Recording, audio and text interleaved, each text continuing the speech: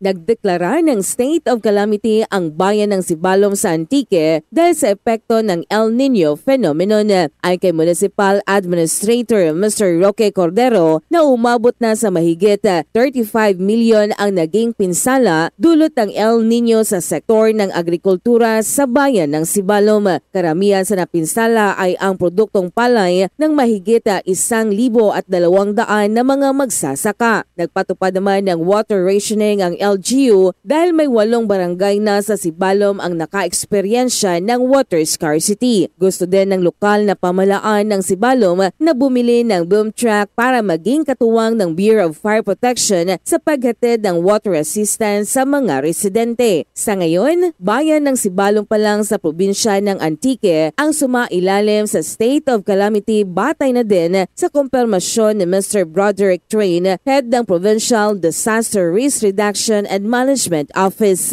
Ito si Jennifer Cariquitan para sa Radyo Alternatibo Balita Nationwide.